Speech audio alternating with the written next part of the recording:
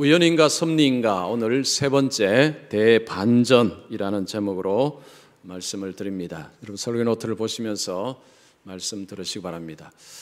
자, 유대인들 하면 탁월한 사람들이다, 똑똑한 사람들이다, 돈이 많은 사람들이다 라는 이미지가 있습니다. 자, 유대인들은 어디에 있으나 그들은 두각을 나타냅니다. 그들은 다른 사람들에게 영향을 끼치는 그런 지도자의 자리에 섭니다. 유대인들은 세계 인구의 0.2%밖에 되지 않습니다. 소수민족입니다. 그런데 그들의 영향력은 어느 민족보다도 뛰어납니다. 자, 유대인들이 왜 이렇게 대단하냐? 미국 사회 속에 언론, 예술계, 경제계 할 것 없이 이 나라를 쥐락펴락하는 존재들이 유대인들인데 도대체 이들은 어떻게 이런 그런 자리에 그렇게 오를 수 있느냐라는 것이 많은 사람들의 궁금한 점이고, 그래서 많은 전문가들이 이런저런 연구를 했습니다. 어떤 분이 그런 이야기 했습니다. 유대인들의 특징은 두 가지가 있습니다. 하나는 깊은 사고를 하는 사람들이고 또 하나는 질문이 많은 사람들이다. 그러니까 유대인들이 탁월한 이유를 두 가지로 꼽은 것입니다. 그들은 깊은 사고를 하는 사람들이고 또 하나는 질문이 많은 사람들이다. 이 두 가지가 탁월한 자리에 오르기 위해서는 필수적인데 유대인들이 이 두 가지를 가지고 있다는 것입니다. 그러면 이 두 가지가 어떻게 형성이 됐느냐? 그들의 고난으로 인해서, 그 유대 민족의 고난으로 인해서 생긴 것이 깊은 사고요, 그리고 많은 끊임없는 질문이었다라고 이야기를 합니다. 자, 유대 민족 하면 고난의 민족이라는 것을 누구든지 알 수 있습니다. 예수를 안 믿어도 상식적으로 아는 것은 유대 민족은 고난이 많았다라는 것입니다. 여러분, 우리 민족도 고난이 많지만 유대 민족하고는 비교가 되지 않습니다. 그들은 나라를 잃어버렸습니다. 그리고 포로로 끌려가서 그 바사 제국에, 바벨론 제국, 그 다음에 페르시아 제국에서 소수민족으로 그렇게 비참하게 살아가던 그들이 유대 민족입니다. 자, 지금 그들의 후손 유대인들은 온 세상을 주물주물하고 있습니다. 자, 그들에게 이런 엄청난 삶을 살아가는 비결이 깊은 사고, 그리고 끊임없는 질문. 이 끊임없는 질문이라는 것은 다른 사람이 보지 못하는 것을 잘 캐치를 한다는 것입니다. 질문이라는 것은 알지 못하면 질문 못합니다. 그러니까 유대인들은 다른 사람이 보지 못하는 것을 잘 보는 안목을 가졌는데 이 두 가지 형성된 원인이 민족의 고난이었다는 것입니다. 그 고난이라는 것이 지금 쭉 내려오면서 지금 유대인들의 삶을 확 엄청나게 바꾸는 데 있어서 엄청난 역할을 했다는 것입니다. 어떤 분은 이것을 불편함의 원칙이라는 표현을 썼습니다. 자, 불편함의 원칙이라는 것은 편안함을 포기하고 불편한 쪽을 선택해서 살아가는 것입니다. 편안함을 추구할 때는 보이지 않던 것들이 불편한 삶에 들어가면 보입니다. 창의성이 생깁니다. 그리고 관점이 달라집니다. 그래서 스스로가 편안한 삶을 포기하고 불편한 삶을 선택해서 삶의 성공을 한 사람들이 있습니다. 이런 표현을 이야기하면서 불편함의 원칙이라는 표현을 씁니다. 유대인들은 물론 그들이 스스로 고난을 향해서 걸어가는 것은 아니지만 그들은 고난을 통해서 많은 것을 배운 자들이었습니다. 지금의 유대인들이 있는 그 이면에는 이런 고난이 있었다는 것을 이야기하는 것입니다. 작년 8월 달에 에런 카츠라는 유대인 한 명이 우리나라에 왔습니다. 이분은 암기 왕입니다. 500단어를 딱 이야기해 주면 곧바로 그것을 다 이야기하는 사람이 에런 카츠라는 유대인입니다. 그러니까 암기의 세계 1인자입니다. 이분이 한국에 와서 한국의 부모들에게 공부를 어떻게 하면 잘할 수 있는가 비법을 전수했습니다. 유대의 어머니들이 자녀들을 어떻게 양육하는가 그 방식을 한국의 어머니들에게 전해준 것입니다. 두 가지입니다. 자, 부모님들 잘 기억하십시오. 첫 번째, 시끄럽게 공부하라. 공부를 시끄럽게 하는 것입니다. 두 번째는 몸을 움직이면서 공부를 하라. 이 두 가지를 이야기를 했다고 합니다. 자, 유대 부모들은 자녀를 키울 때 조용히 책상에서 눈으로만 공부하도록 하지 않았습니다. 입으로 공부를 시켰다는 거죠. 친구들하고 토론을 하든지 아니면 혼자 입으로 뭘 말하든지 입으로 자꾸 시끄럽게 떠들도록 했고, 그리고 몸을 움직이도록 했다는 것입니다. 우리 한국 부모들은 자녀가 책상에 가만히 앉아있고 오래 앉아있으면 공부를 열심히 한 줄로 생각합니다. 그렇죠? 그렇지 않습니까? 자, 한국 부모는 대부분 그렇게 생각합니다. 자녀가 조용히 오래 앉아있으면 야, 공부 많이 했지. 자, 공부를 많이 할 수는 있지만 능률상은 시끄럽게 떠드는 것이 훨씬 더 낫다는 이야기입니다. 저는 제가 이게 설교 원고를 주일 아침에 와서 이렇게 외웁니다. 외우는데 그렇게 외웁니다. 제 사무실에서 입으로 막 외웁니다. 시끄럽게 외웁니다. 처음부터 끝까지 계속해서 눈 감고 외웁니다. 그리고 또 하나는 자꾸 움직입니다. 몸이 자꾸 왔다 갔다 합니다. 여러분, 이 암기는요 정말 하기 싫은 것입니다. 저는 주일 아침마다 제 뇌하고 사투를 벌입니다. 제 뇌는 주인님 오늘 암기 제발 하지 마십시오. 너무 힘듭니다. 그러면 저는 안 돼. 오늘도 암기해야 돼 하고 벌떡 일어서서 입으로 왔다 갔다 합니다. 그러면 그런 생각이 사라집니다.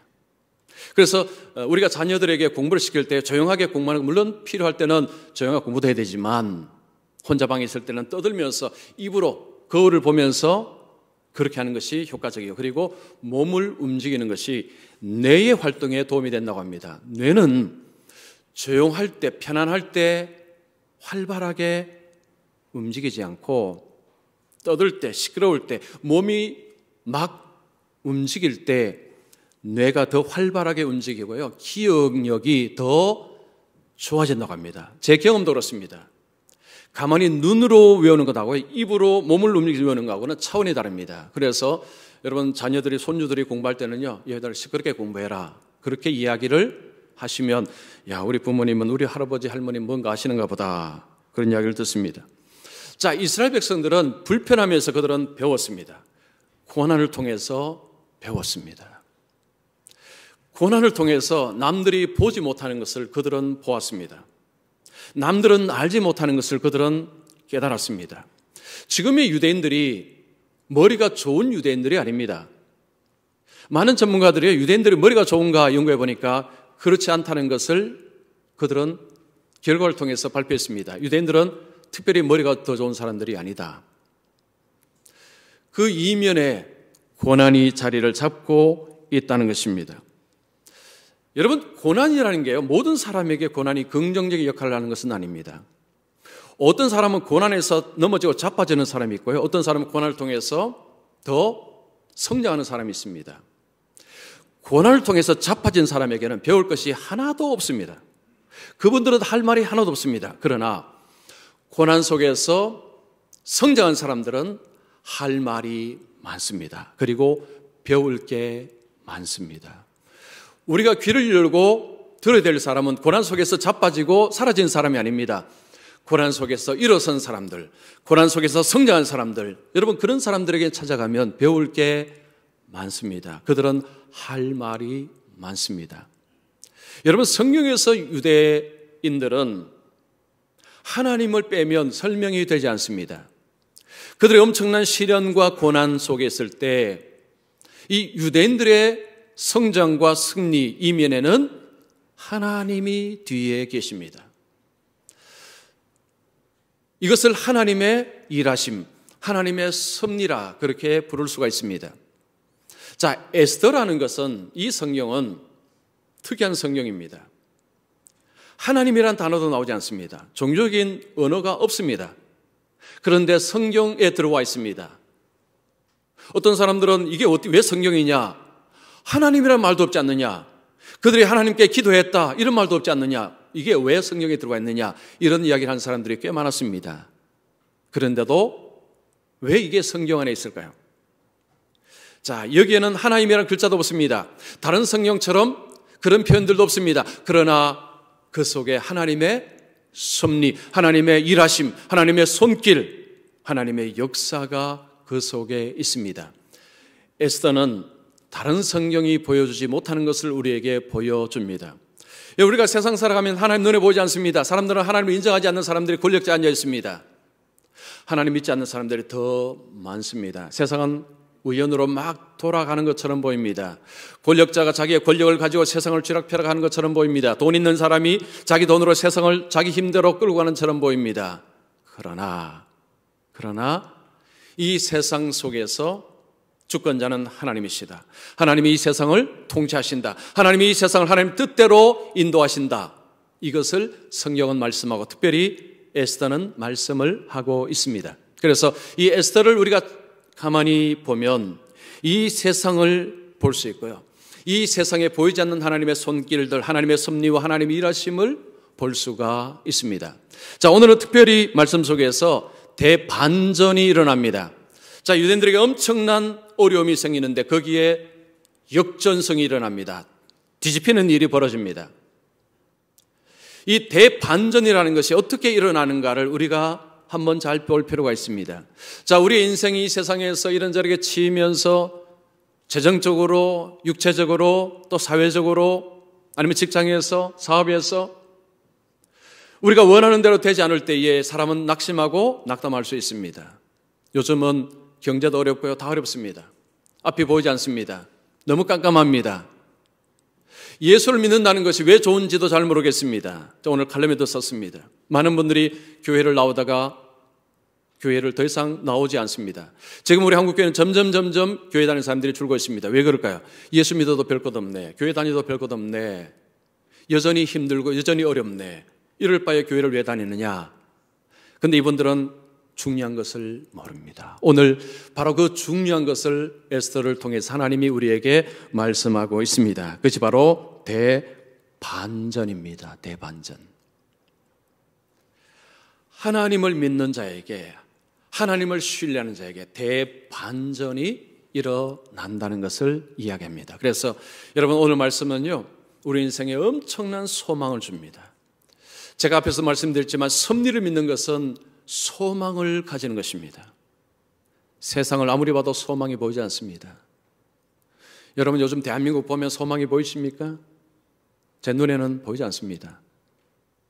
여러분, 우리가 하나님의 섭리의 소망을 기대지 않으면 어디에 소망을 찾으시겠습니까? 자, 오늘 이 관점으로 저와 5장 6절을 한번 보겠습니다. 여러분, 이 속에서 그 하나님의 손길, 하나님의 역사, 하나님의 일하심을 볼 수 있기를 축원합니다. 자, 먼저 첫 번째입니다. 대반전이 있기 전에 위기가 다가옵니다. 자, 이제 대반전이 일어납니다. 근데 그 전에 또 위기가 찾아옵니다. 자, 우리가 사장에 보면 에스더가 죽으면 죽으리로다 라는 결단을 합니다.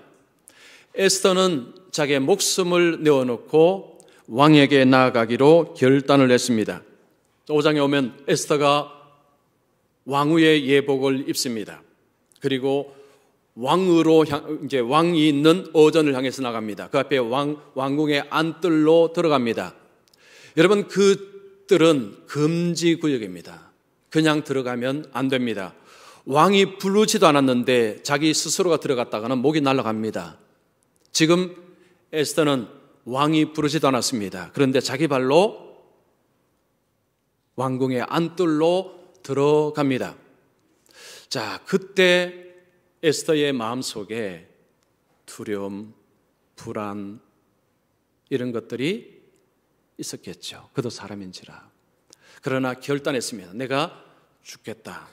죽겠다고 한 사람 막을 자는 아무도 없습니다. 여러분, 죽겠다고 덤비는 사람은요, 누구도 못 이깁니다. 에스더는 죽음 각오하고 왕궁 안뜰로 들어갔습니다. 죽어도 좋다는 거죠. 왕이 어전에서 앉아서 보니까 안뜰로 왕후가 들어옵니다. 부르지도 않았습니다. 이럴 수 있습니다. 스탑! 거기 서라! 내가 부르지도 않는데 왕후는 왜 들어오느냐? 라고 할 수도 있습니다. 그러나 왕은 어떻게 합니까? 왕후를 쳐다보면서 그 눈에, 그 마음속에 너무너무 사랑스러운 마음이 막 일어나기 시작합니다. 자, 그의 마음속에 일어나는 이 사랑스러운 마음, 여러분 5장 2절 보십시오. 왕후 에스더가 뜰에 선 것을 본즉 매우 사랑스러움으로 손에 잡았던 금규를 그에게 내미니 에스더가 가까이 가서 금규 끝을 만진지라. 부르지도 않았는데 왕후가 쭉 들어오는데 왕의 마음속에 그 왕후가 너무 사랑스럽습니다. 너무 이쁩니다. 그래서 그가 잡고 있는 금규, 이것은 금으로 만든 지팡이입니다. 이것은 왕의 권위를 상징하는 것입니다. 이것을 내밀었다, 이것을 잡았다. 뭐냐면 들어오라는 거죠. 그리고 에스더가 그 들어오라는 거기에 응답을 한 것입니다. 왕은 에스더를 내쫓지 않았습니다. 내쫓기는커녕 에스더를 보는데 너무 마음이 좋습니다. 너무 마음이 흡족합니다. 에스더를 보는 순간 너무 마음이 사랑스럽고요. 너무 좋습니다. 그래서 왕이 이렇게 말합니다. 3절에 왕후 에스더여, 그대의 소원이 무엇이며 요구가 무엇이냐? 나라의 절반이라도 그대에게 주겠노라. 왕이 얼마나 기뻤으면 부르지도 않았는데 그에게 온 왕후에게 그래, 무엇을 원하느냐? 너가 원하는 것, 내가 나라의 절반이라도 달라 하면 주겠다. 여러분, 나라의 절반을 달라고 하면 진짜 줄까요? 자, 우리 성가대 질문을 진짜 줄까요? 대답을 못 하시네요. 자, 자녀가 너무 이뻐요. 자, 원하는 거 다 말해봐. 자녀가 원하는 거 다 해줍니까? 부모님 다 해주세요? 안 해주죠. 이게 과장법입니다. 과장법. 왕이 나라의 절반 자기 마음대로 못 줍니다. 아무리 왕이라도요. 여러분, 옛날에 우리 조선시대 옛날에도 왕이 자기 마음대로 못 합니다. 지금 왕이 뭐 왕이라 하지만요, 그렇게 마음대로 못 합니다. 이 표현은 과장법인데, 내가 그만큼 기분이 좋다, 그만큼 내가 너에게 도움을 주고 싶다라는 표현입니다. 자, 지금 이 왕이요, 지금 에스더를 너무너무 좋게 보고 있습니다. 어떻게 이런 일이 벌어졌을까요? 우연히? 여러분, 시편 33편 15절을 보십시오. 그는 그들 모두의 마음을 지으시며 그들이 하는 일을 굽어 살피시는 이시로다. 하나님은 사람의 마음을 지으신 분이고 만드신 분이라고 말씀합니다. 만드셨다는 것은 하나님이 사람의 마음을 움직이시는 것도 가능하죠. 왜냐하면 만드셨기 때문에. 지금 에스더가 죽으면 죽으리라 결단하고 나갔을 때 왕의 마음이 확 열렸습니다. 하나님께서 역사를 하셨습니다. 여러분이 지금 에스더 같으면 왕이 자, 뭐든지 이야기해봐라 라고 이야기할 때 어떻게 하시겠습니까? 왕이시여, 지금 우리 민족이 멸절당하게 생겼습니다. 우리 민족을 구원하여 주시옵소서 라고 빨리 말하고 싶지 않으십니까? 지금 왕이 나라의 절반이라도 주고 싶다고 하는데 우리 민족 좀 살려주십시오 라고 이야기를 좀 빨리 아마도 하고 싶으실 것입니다. 그런데 에스더는 말하지 않습니다. 에스더는 서두르지 않습니다. 에스더는 하나님께서 개입하시고 일하심을 그녀는 느꼈을 것입니다. 아하, 하나님께서 지금 일하시는구나. 서두르면 망칩니다. 여러분, 우리가 살아오면서요, 저도 그런 경우 많습니다. 서두르다가 망친 적이 많습니다. 지금 민족을 구원하는 일은 앞서 말씀드렸지만 이게 간단한 일이 아닙니다. 지금 구한다고 그냥 당장 해결되는 것이 아닙니다. 왕의 조서를 내렸기 때문에요, 이거 바꾸는 거 쉽지 않습니다. 왕후는 너무너무 이것을 잘 알고 있습니다. 신중하게 접근을 하고 있습니다. 이 일을 해결하기 위해서는 좀 더 좋은 기회를 가져야 됩니다. 성급하게 그냥 지금 한다고 될 문제가 아닙니다. 오히려 그러면 이 일을 그르칠 수도 있다는 것을 에스더는 알고 있습니다. 자, 에스더가 왕에게 뭐라고 이야기를 합니까? 4절 보십시오. 오늘 내가 왕을 위하여 잔치를 베풀어 사오니 왕이 좋게 여기시거든 하만과 함께 오소서. 왕이 무슨 요청이든 다 내가 다 들어주겠다라고 하는데 내 민족 좀 살려주시면 굉장히 부담스러운 요청입니다. 근데 지금 에스더가 한 요청은 너무 들어주기 좋은 요청입니다. 왕이여 잔치를 베풀었으니까 잔치에 오시면 됩니다. 왕으로 봤어요. 자기 입으로 무엇이든지 요청하라고 했지만 그렇다고 부담스러운 요청을 하는 것도 아니고 내가 왕을 위해서 잔치를 베풀었으니까 오십시오 할 때는 그때 왕이 에스더를 볼 때에 더 사랑스러울 것입니다.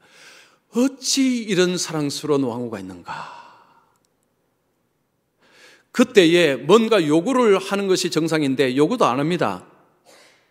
그냥 왕을 위해서 잔치를 베풀었습니다. 비유를 하자면 이렇습니다. 자녀가 어쨌든 뭘 잘했어요. 그래, 네가 원하는 건 뭐냐?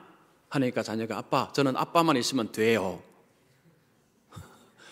그러면 여러분 아빠의 눈에 그 딸이든지 아들이든지요, 뭘 못 해주겠습니까? 더 해주고 싶으실 것입니다. 지금 이 에스더는 자기의 요구를 금방 이야기한 것이 아니라 왕을 위해서 잔치까지 베풀어 놓고 왕이여 잔치 차려 오시면 됩니다 하니까요, 이 왕이 볼 때에 세상에 이런 지혜로운 이런 왕후 정말 참 신뢰할 만하다. 여러분 그 신뢰가 더 좀 쌓여갔을 것입니다. 자, 왕이 잔치 잘 갔습니다. 하만하고 왔습니다. 지금 왕이 기분이 좋습니다. 또 이야기합니다. 너 요거 뭐냐? 내가 나라의 절반이라도 들어주겠다.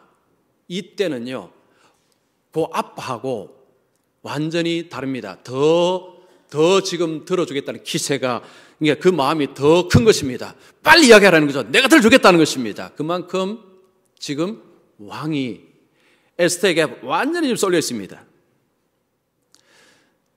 자, 이때에 에스더는 속을 보이지 않습니다. 자기 패를 내보이지 않습니다. 협상의 달인입니다. 달인. 제가 협상에 관한 책을 보니까요, 협상을 잘하려면 어쨌든 자기 패를 감추라. 패를 보여주면 집니다. 자기 패를 끝까지 감춰야 됩니다. 지금 에스더는요, 패를 보여주지 않습니다. 그 속에 있는 것을 딱 감추고 있습니다. 그런데 지금 왕은 자꾸 내 정이 뭐냐, 내가 들어주겠다 자꾸 이야기합니다. 그런데 자꾸 감춥니다. 그리고 다시 잔치에 초대합니다. 8절에 보면 내가 왕과 하만을 위하여 베푸는 잔치에 또 오소서. 내일은 왕의 말씀대로 하리이다. 왕이 정말로 자꾸 요청을 하라니까 내일은 제가 요청을 하겠습니다. 그런데 내일도 잔치가 있으니까 하만과 함께 잔치에 오십시오. 또 잔치에 초대를 합니다. 잔치는요, 좋은 것입니다. 여러분 잔치 자리에 가는데 부담스러운 분이 계십니까? 잔치는 오라는 사람도 좋고 가는 사람도 좋고 이것이 잔치입니다.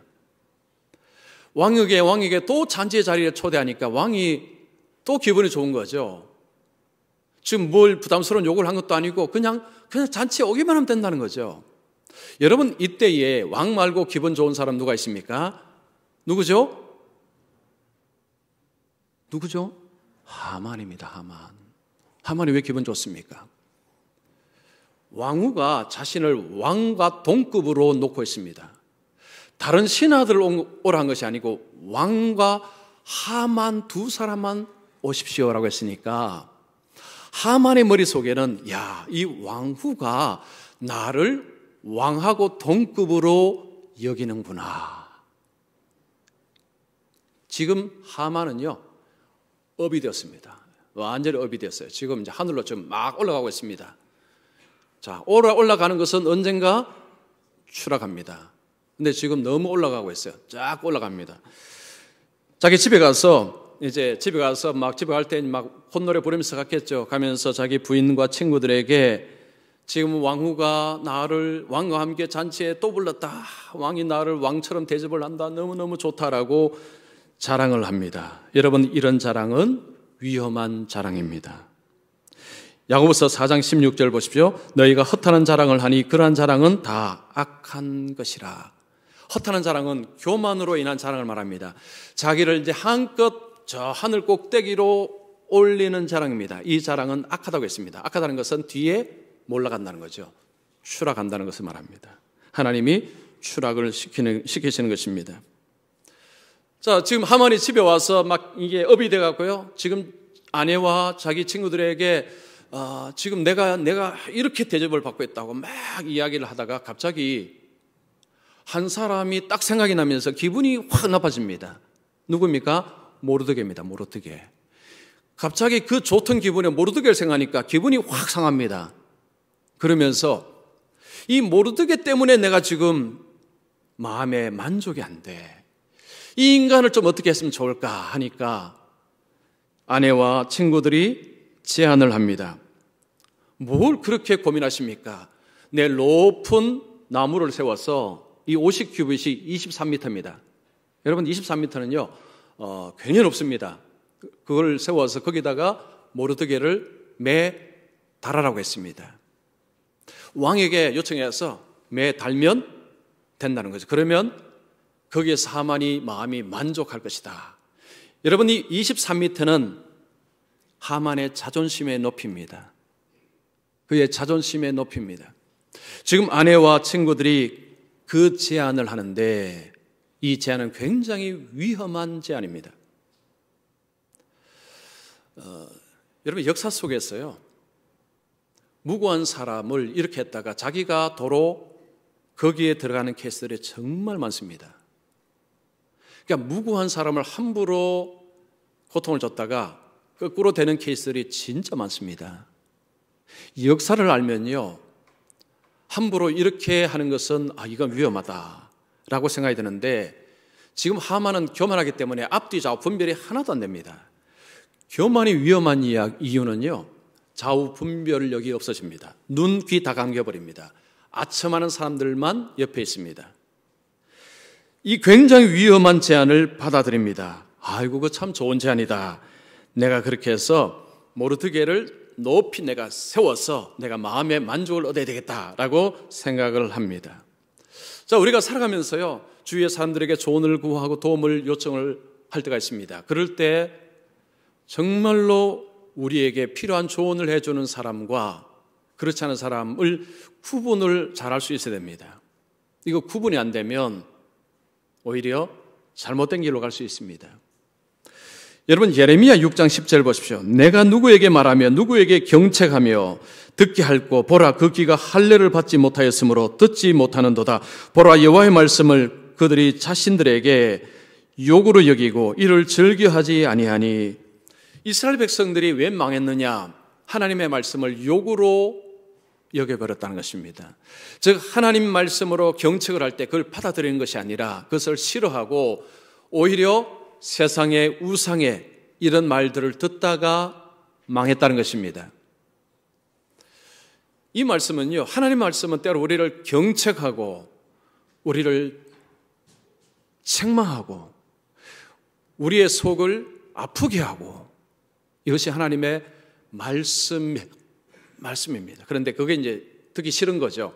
그래서 그냥 듣기 좋은 말을 하는 사람들의 말을 듣고 하다가 망했다는 것입니다. 하만이 어리석은 것은 그런 잘못된 조언을 받고 장대를 높이 세우는데 결국은 자기가 달렸습니다. 자기가 달렸어요. 그걸 세우지 말았어야 되는데. 자, 유다인들에게 엄청난 위기가 찾아왔습니다. 하나님은 보이지도 않습니다. 모르드게가 만약에 거기에 달린다면 지금 에스더가 지금 이거 하는 것도 이거 다 물거품이 될 수도 있습니다. 이게 안 될 수도 있습니다. 굉장히 위기 속에 들어와 있습니다. 여러분 우리가 어떤 일이 살아가면서 어떤 일이 해결이 안 되고 자꾸 이제 어려워질 때가 있습니다. 기도해도 별로 이제 변화도 일어나지 않습니다. 여전히 어렵습니다. 아니 더 어렵습니다. 그러면 교회 나오는 것 자체가 의미 없다고 느껴질 수 있습니다. 내가 교회 가서 예배 드리고 하는데 하나님은 보이지도 않고 하나님은 나를 도우시는 것 같지도 않고 이럴 때 우리의 신앙의 활력은 떨어집니다. 예배 드리는 것도 부담스러워지고 헌금하는 것도 하기 싫어지고 찬송도 입에서 나오지 않습니다. 기도는 더 이상 하지 않습니다. 많은 분들이 실제로 그렇습니다. 제가 지금까지 목회하면서요 적지 않은 분들이 그런 식으로 선택을 하는 것을 보았습니다. 여러분 그거 거꾸로 선택하셔야 됩니다. 그 선택은 틀렸습니다. 잘못되었습니다. 요즘 우리 이 신문 보시면요, 최악의 실업이라는 표현이 날마다 납니다. 어제 보니까 9년 만에 최악의 실업이다. 실업자 수는 19년 만에 최악이다. 요즘 최악으로 붙어가고요. 그거 보면 야 정말 큰일이다. 요즘 뭐 정치도 그렇죠, 경제도 그렇고요. 신문 보면 뉴스 들으면요, 텔레비전 끄고 싶어요. 신문 듣고 싶습니다. 뭐 그렇다고 안 볼 수도 없고 앞이 깜깜합니다. 지금 현실의 삶은 어렵습니다. 이럴 때 도대체 하나님은 뭐 하시노? 자, 그러면요, 예배 드리는 것도 별 의미가 없게 느껴지고요, 예수 믿는다는 것 자체도 별로 마음에 가치가 느껴지지 않습니다. 이럴 때 내 감정대로 선택을 하면 집니다.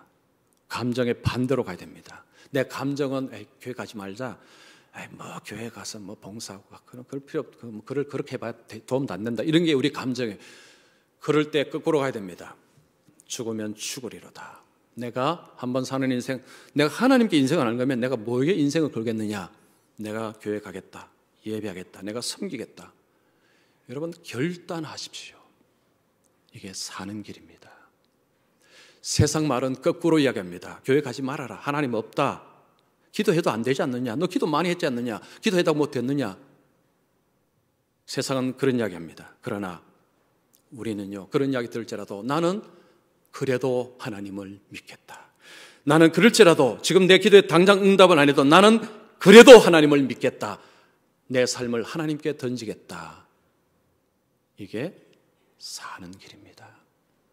자, 두 번째로 넘어갑니다. 대반전은 하나님의 약속을 따라 일어납니다.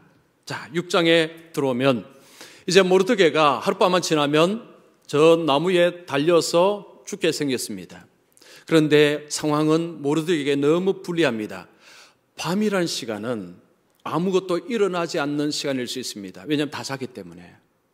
낮은 활동하기 때문에 이런저런 일이 일어나지만 밤은 다 자면 아무 일도 일어나지 않습니다. 지금 상황은 모르드게에게 너무너무 불리합니다. 그런데 하나님은 일하십니다. 자, 1절 보십시오. 그날 밤에 왕이 잠이 오지 아니하므로. 이게 무슨 표현입니까? 그 전날, 그 전전날은 잠을 잘 잤다는 이야기예요. 그러니까 잠을 잘 자는데 모르드게가 달려야 되는 그 전날 밤에 왕이 잠이 이상하게 안 오는 것입니다. 여러분 왜 안 올까요? 왜 안 올까요?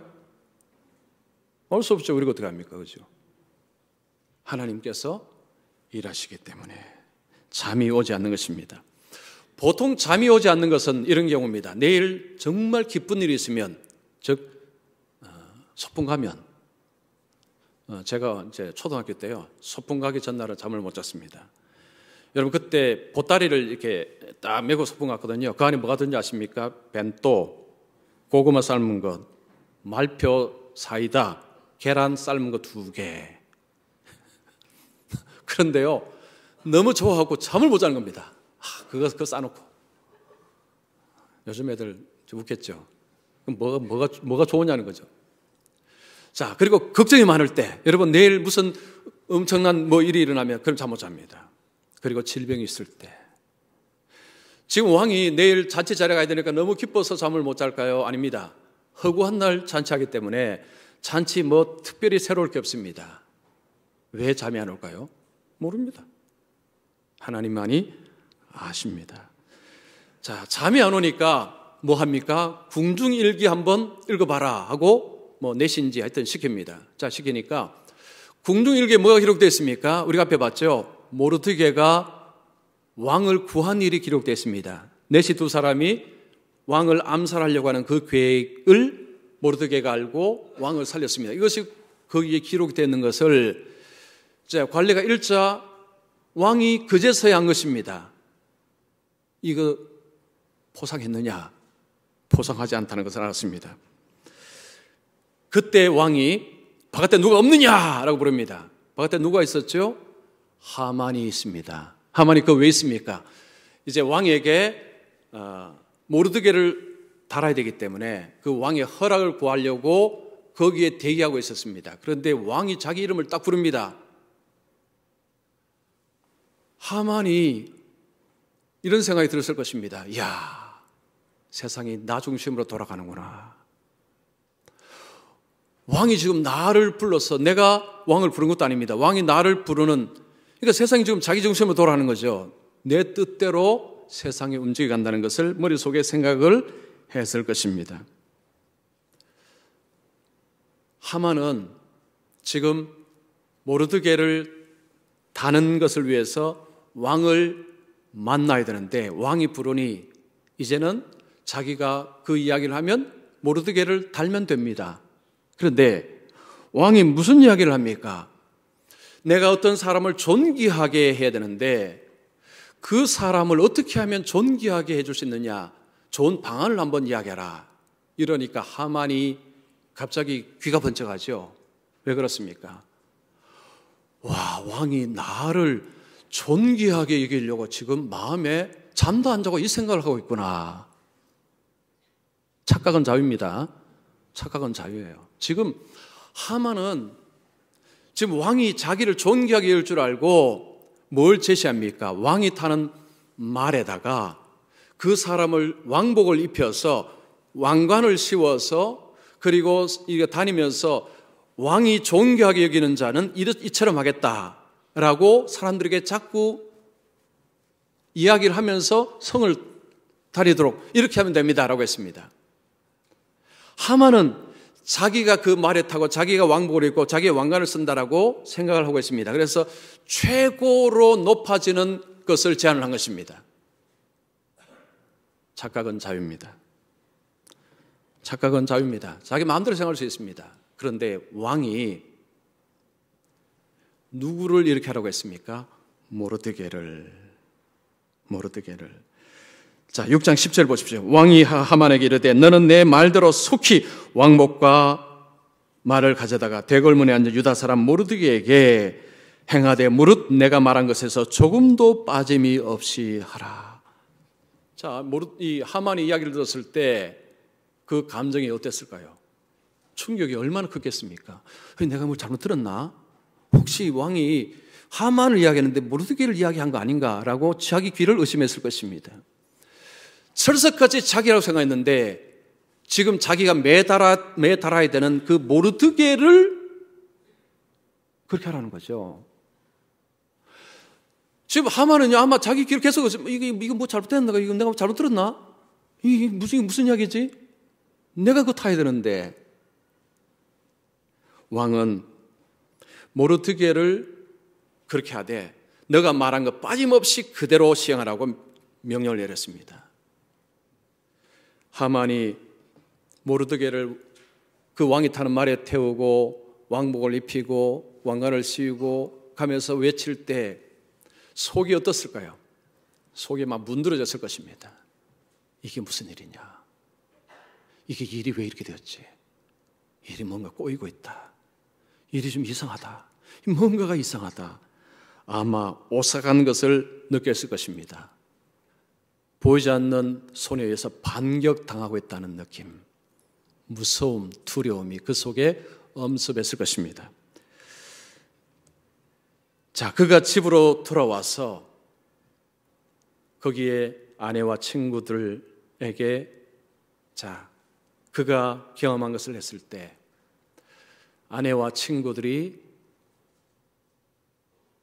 해석을 해줍니다. 돌아가는 것을 그들이 감지합니다.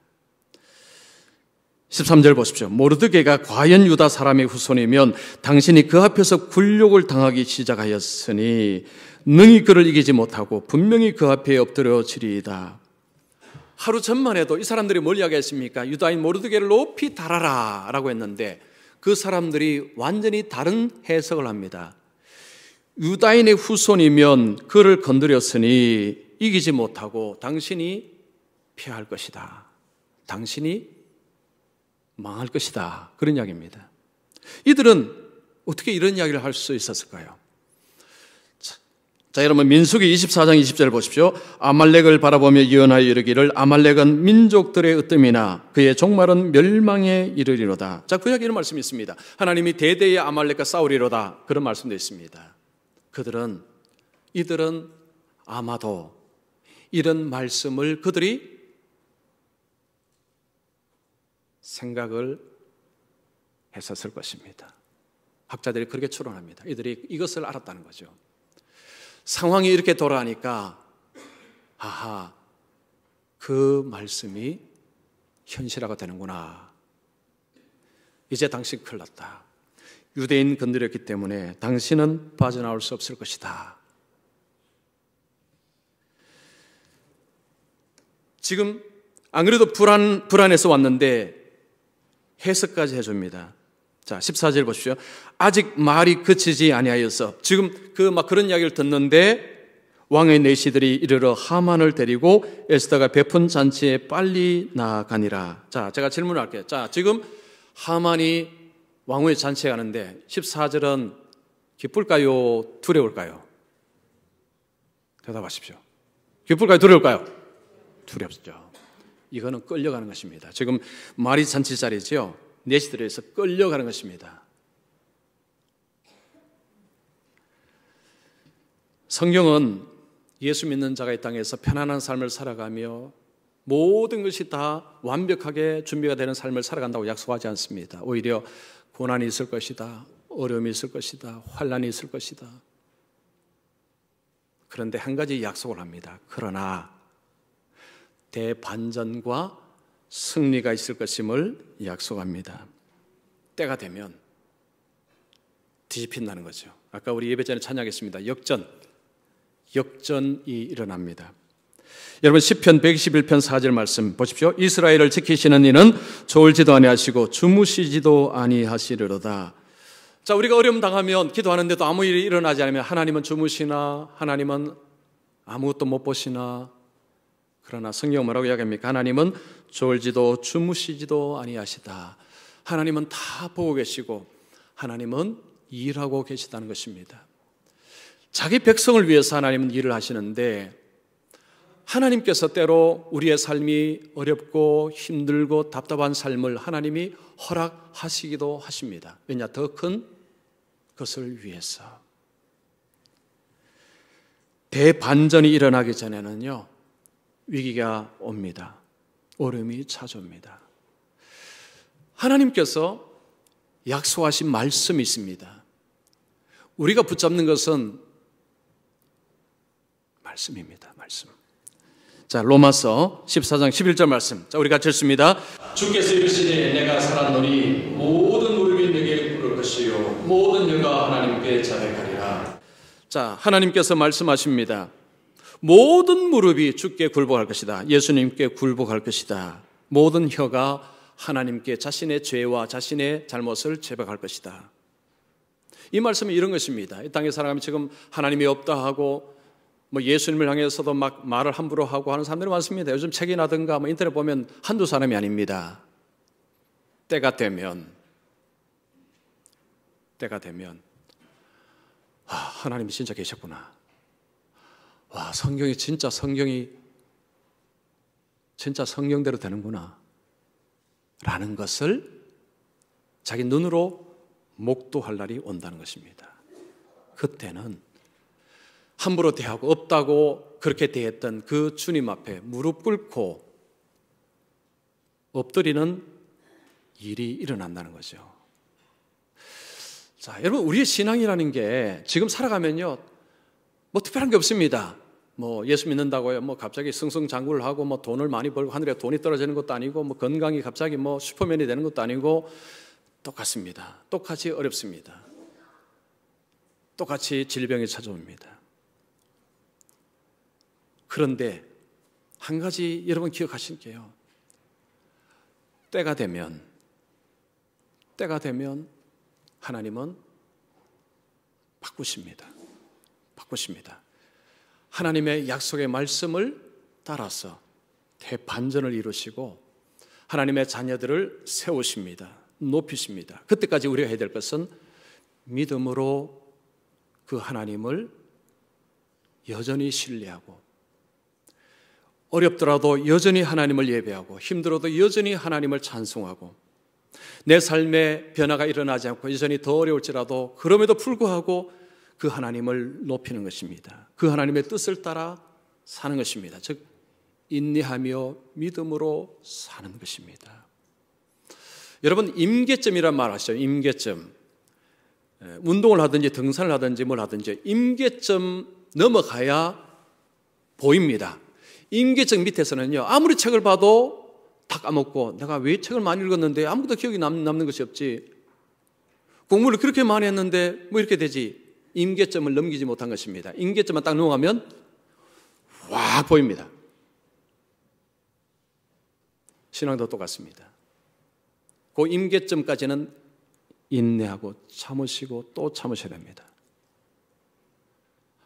하나님을 찬송하고 나가는 것을 포기하지 마셔야 되고요, 하나님 예배하는 거 포기하지 마십시오. 때가 되면 다 뒤집힙니다. 그날이 옵니다. 그날이 옵니다. 그날을 바라보면서 오늘 참는 것입니다. 오늘 하나님을 찬송하는 것입니다. 오늘 하나님께 예배하는 것입니다. 그래서 여러분, 섭리는 우리에게 소망을 줍니다. 섭리는 결국 하나님이 승리하신다, 결국 하나님이 자기 백성을 높이신다, 이것이 섭리의 핵심입니다. 그래서 여러분, 세상 소리에 귀를 열기보다는 하나님의 말씀에 귀를 열고 하나님께서 주실 대반전, 승리의 그날을 바라보시면서 오늘도 묵묵히 하나님을 예배하고 하나님을 찬송하고 하나님의 일에 쓰임받는 우리 모든 분들 되시기를 축원합니다. 자, 우리 함께 같이 기도하겠습니다.